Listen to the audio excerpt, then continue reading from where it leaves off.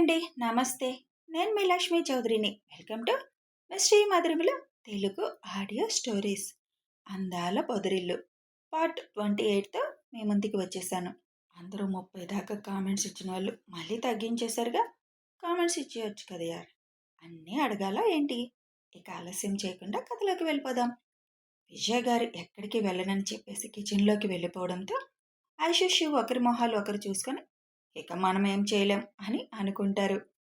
Shiv, aunty వాళ్ళు ఎలాగూ వెళ్ళమంటున్నారుగా, వెళ్తే అందరం కలిసి వెళ్దాం అంటున్నారుగా, మీరు మాత్రమే ఫామ్ హౌస్కి వెళ్ళి రేసులు పెట్టుకుంటే ఎలా?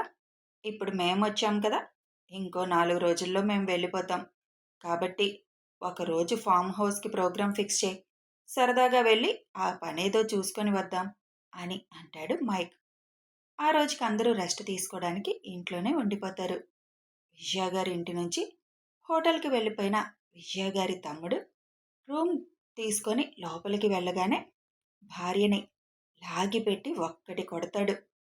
కనీసం పిల్లల్ని ఒక 2 రోజులు ఆ ఇంట్లో సరదాగా ఉండనివ్వకుండా నీ నోటి దురదతో పూర్తిగా ఆ ఇంటితో ఉన్న బంధాన్ని కూడా తెంచేశావు కదా. ఫస్ట్ నుంచి నీ నోటికి భయపడే వాళ్ళకి దూరంగా ఉంచాను నిన్ను. ఎంతసేపు వాళ్ళ మీద ఏడవడమే కదా నీ పని. నీ సొమ్మేదో తిని వాళ్ళు పైకొచ్చినట్టుగా ఏడ్చేదానివి కదా. వచ్చేటప్పుడు కూడా అబ్బాయిని సుఖపడువు అని శాపనార్థాలు పెట్టి వస్తావా? నువ్వేమైనా ఉత్తమరాలువా? నువ్వు శాపాలు పెడితే ఫలించడానికి అని కోపంగా అంటాడు అతను. కూతురు వైపు తిరిగి, నీకేమైంది? మీ అమ్మేదో 4 మాటలు చెప్పగానే నిశ్చితార్థం కూడా అయిపోయిన అబ్బాయి మీద మనసు పడ్డావా?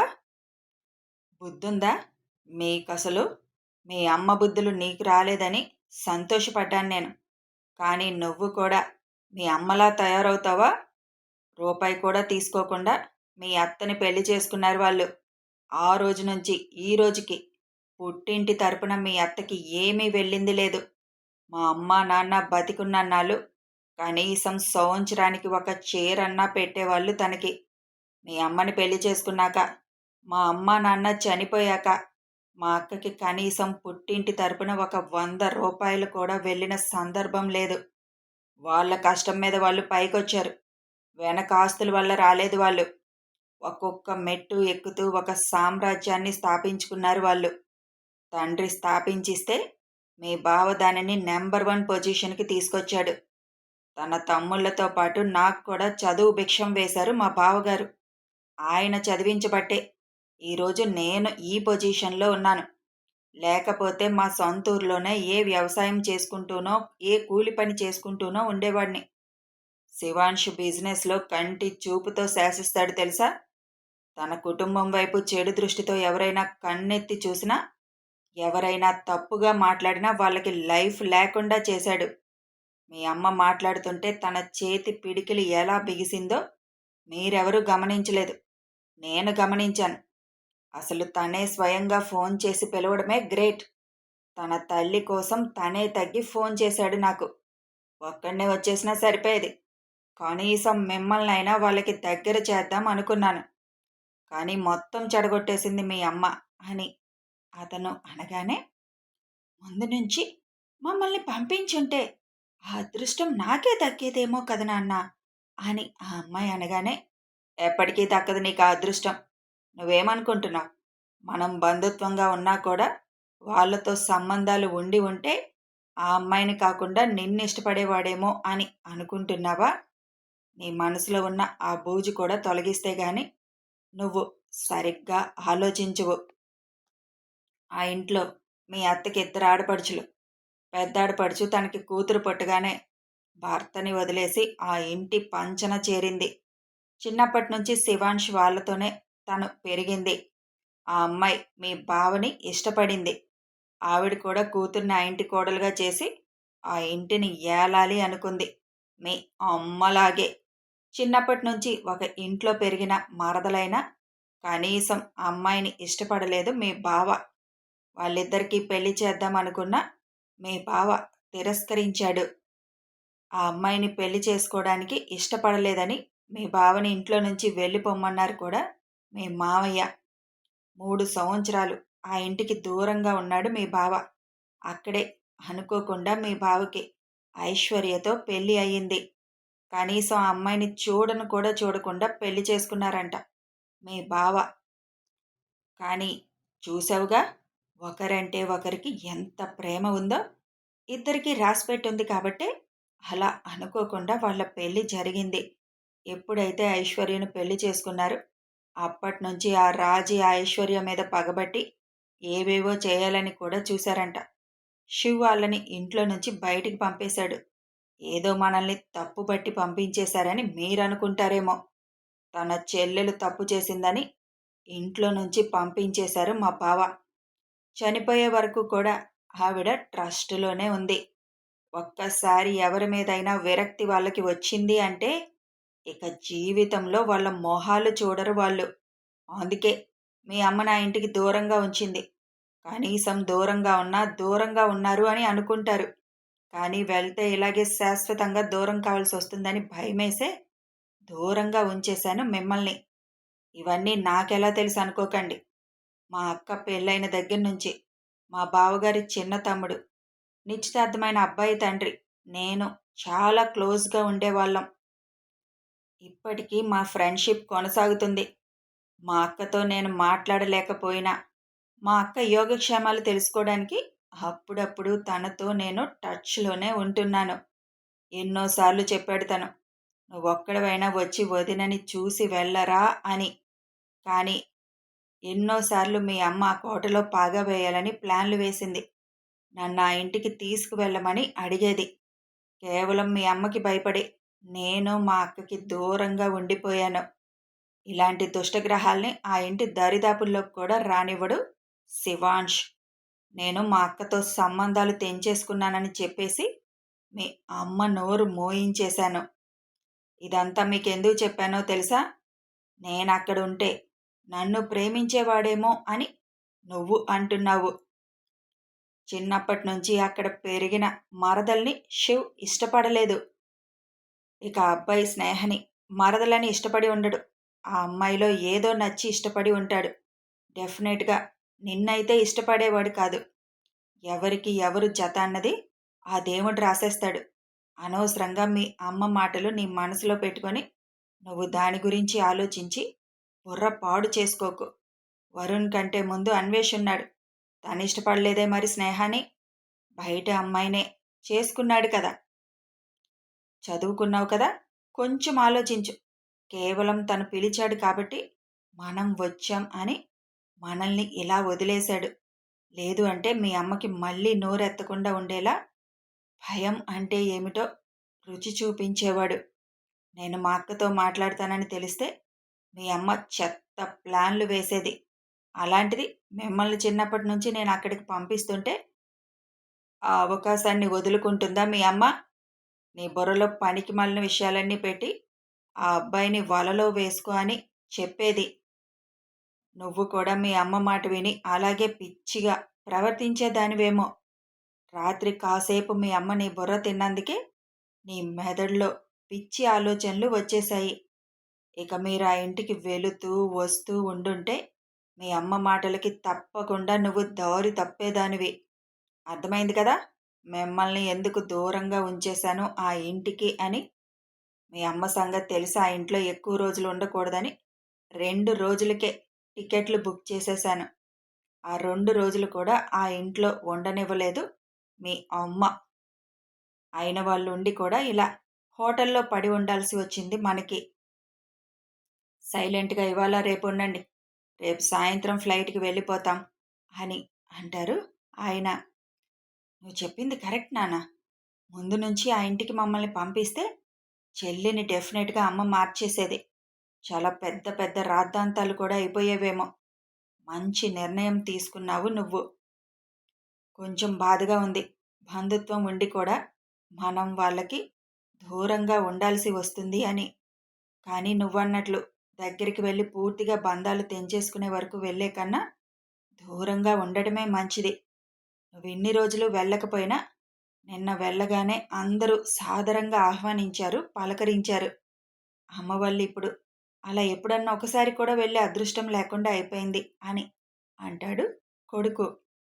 అప్పుడే డోర్ కొట్టిన శబ్దం రావడంతో తలుపు తీస్తాడు వెళ్ళి. ఎదురుగా ఉన్న ఐషుని చూసి ఆశ్చర్యపోతారు అందరూ.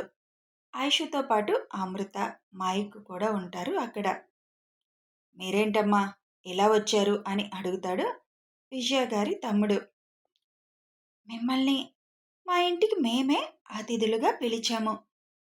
అత్తయ్య గారి తమ్ముడిగా, మరదలుగా గౌరవంగా ఇంట్లో నుంచి బయలుదేరాల్సిన మీరు ఏవేవో జరిగిపోయి వచ్చేశారు.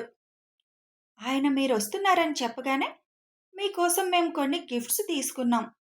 మా ఇంటి షష్ఠిపూర్తి మహోత్సవానికి వచ్చారు. మేం కూడా పద్ధతిగానే పంపించాలి కదా మిమ్మల్ని. పైగా పెద్దవాళ్ళ గొడవల్లో ఈ పిల్లలెందుకు ఇబ్బంది పడాలి అని ముందుగా విజయ గారి మరదల దగ్గరికి వెళ్ళి బొట్టు పెట్టి చీర గిఫ్ట్ ఇస్తుంది ఐషు. జ్యువెలరీ బాక్స్ ఉండేసరికి కళ్ళు మెరిసి కనీసం వద్దు అని కూడా అనలేదు ఆవిడ. సిగ్గులేని జన్మ అనుకుంటూ నిట్టూరుస్తారు విజయ గారి తమ్ముడు. ఆవిడికి చీరతో పాటు విజయ గారి తమ్ముడికి బట్టలు కూడా అందిస్తారు వెంటనే. తర్వాత పిల్లలిద్దరికీ కూడా బట్టలు, గిఫ్ట్స్ ఇచ్చేస్తారు. ఇవి మీ మేనత్త చేతుల మీదుగానే మీకు ఇప్పించాలి అనుకున్నాను. కానీ అలా అయిపోయింది. చూడండి పిన్నిగారు, ఆశ అందరికీ ఉంటుంది కానీ అత్యాశ అనేది అస్సలు ఉండకూడదు. నాకు మిమ్మల్ని చూడగానే మీలో అత్యాశ మాత్రమే కనిపించింది. ఇక నువ్వు అని అమ్మాయి వైపు తిరిగి అక్కడే నేను మాట్లాడదామన్నా ఇక అనవసరం అనిపించింది. కానీ నువ్వు ఇంట్లో నుంచి బయటకు వచ్చేటప్పుడు కూడా వెనక్కి తిరిగి నా మరిదిని చూస్తూ వచ్చావు. పెళ్ళై ఇద్దరు పిల్లలున్న నా భర్తనే వదలట్లేదు అమ్మాయిలు బయట. అలాంటిది నువ్వు వరుణ్ణి ఇష్టపడ్డంలో నేను తప్పు పట్టను. మనకి రాసి పెట్టుంటే తప్పకుండా ఎవరైనా మనకే చెందుతారు. చెందలేదు అంటే మనకి రాసి పెట్టి లేరు అని అర్థం చేసుకోవాలి. ఇప్పటికి కూడా నీ మనసులో తనుంటే మాత్రం వెంటనే ఆ ఉద్దేశాన్ని చెరిపేశాయి. దానివల్ల నీకు బాధ తప్ప ఇంకేమీ మిగలదు. మీరేమన్నారు పిన్ని బయటకొచ్చేటప్పుడు? ఎలా సుఖపడతాడు నేను చూస్తానని కదా? అలా అనొచ్చా? ఎదుటివారిని బాధపడాలని కోరుకోవడం ఎంతవరకు న్యాయము? మనం ఒకరిని బాధ పెడితే అది మనకే తిరిగి కొడుతుంది. ఉట్టి చేతులతో మిమ్మల్ని పంపించాలని మాకు అస్సలు అనిపించలేదు. అందుకే మీరిక్కడున్నారని మా సెక్యూరిటీ ఇన్ఫార్మ్ చేయగానే నా భర్తను ఒప్పించి మరీ వచ్చాను. ఒక్కసారి తను ఎవరినన్నా కాదు అనుకుంటే ఇక లైఫ్లో వాళ్ళ మొహాలు చూడరు. మీ నోటి తురుసు వల్ల మీ పిల్లలు కూడా ఆ ఇంటికి దూరం అయిపోయారు. అలా అని మిమ్మల్ని దూరంగా ఉండమని కూడా నేను చెప్పట్లేదు. మా అత్తయ్య చెప్పినట్టు మీకు నిజంగా సరదాగా మాతో కలిసి ఉండాలి, స్పెండ్ చేయాలి టైము అని అనిపిస్తే ఎప్పుడైనా మీరు రావచ్చు. ఆ ఇల్లు మీ మేనత్త ఇల్లు. మిమ్మల్ని ఆపేవాళ్ళు ఎవ్వరూ ఉండరు. నా భర్త పెద్దవాళ్ళు చేసిన తప్పుకి చిన్నవాళ్ళని బాధ్యుల్ని చేయరు. కానీ నీ మనసులో మాత్రం వరుణ్ ఉంటే రావద్దు మా ఇంటికి. దానివల్ల నీకు బాధ తప్ప ఇంకేమీ ఉండదు. వెళ్ళొస్తాం బాబాయ్.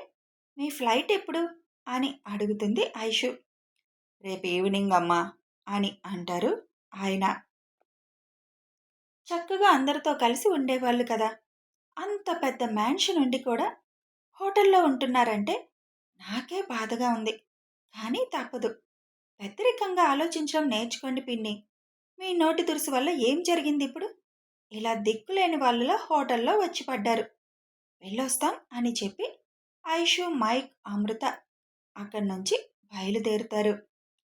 సిగ్గులేని జన్మ. అన్ని మాటలు వాళ్ళని అంది, మళ్ళీ వాళ్ళు ఇచ్చినవి తీసుకుంది. సిగ్గు లేకుండా. ఇలాంటి వాళ్ళు మారరు అని ఐషు వాళ్ళు వెళ్ళిపోగానే విజయ గారి తమ్ముడు చిరాకుగా అంటాడు. మేం మాత్రం మా మేనత్త గుర్తుగా తీసుకున్నాం నాన్న అని అంటారు పిల్లలు ఇద్దరు. మిమ్మల్ని తప్పు పట్టట్లేదురా. మీ అమ్మని మాత్రమే అన్నాను. ఇప్పటికైనా తను చెప్పింది అర్థం చేసుకొని నువ్వు ఆ వరుణ్ణి మర్చిపో తల్లి, చాలు అని అంటారు. వెళ్ళేటప్పుడు అందరికీ చెప్పి వెళ్ళడంతో మళ్ళీ ఏమైనా అన్నదా ఆవిడ గారు అని విజయ గారు ఐషు వాళ్ళు లోపలికి రాగానే అడుగుతారు. ఏమనలేదా ఆంటీ? ఇక మాట్లాడే ఛాన్స్ ఆవిడకి ఎక్కడుంది? పైగా గిఫ్ట్లు ఇవ్వగానే అవి చూసుకోవడమే సరిపోయింది ఆవిడకి అంటాడు మైక్. మైక్ కోరినట్టు సాయంత్రం మనం ఫామ్ హౌస్కి వెళ్ళిపోతున్నాం. రేపు సాయంత్రం వద్దాం అందరం ఇక్కడికి అని శివ్ అనగానే, వావ్, థ్యాంక్ యూ అని శివుని హత్తుకుంటాడు మైక్. ఈ జరిగిందేది అనురాధ అత్తయ్యకి స్నేహకి తెలియనివ్వకండి అని ఆర్డర్ వేస్తాడు శివ్. అలాగే అని అందరూ అనడంతో వాళ్ళకు కూడా ఫోన్ చేసి అందరూ సరదాగా ఫామ్ హౌస్కి వెళ్ళిపోతారు. మైక్ కోరిక మేరకు ఆ రాత్రి రేస్ పెట్టుకొని సరదాగా ఎంజాయ్ చేసి తర్వాత రోజంతా మైక్ ఆటపాటలతో సందడి సందడిగా అక్కడ గడిపేసి ఆ రోజు సాయంత్రానికి ఇంటికి వచ్చేస్తారు. ఆ రోజంతా ఫుల్ రెస్ట్ తీసుకొని తర్వాత రోజు నుంచి ఎవరి విధుల్లోకి వాళ్ళు వెళ్ళిపోతారు. మేమున్న ఈ 2 రోజులైనా ఇంట్లో ఉండొచ్చు కదా అని మైక్ అడిగినా షూకి బిజీ షెడ్యూల్ అవడంతో ఉండడం కష్టమే అని చెప్పి మైక్ని కూడా తనతో పాటు ఆఫీస్కి తీసుకువెళ్ళిపోతాడు. మైక్ వర్షిత్ వాళ్ళు ప్రయాణమయ్యే రోజు రానే వచ్చింది. మళ్ళీ వరుణ్ పెళ్ళికి వస్తామని చెప్పి అందరికీ వీడ్కోలు చెప్పి ప్రయాణమవుతారు వాళ్ళు.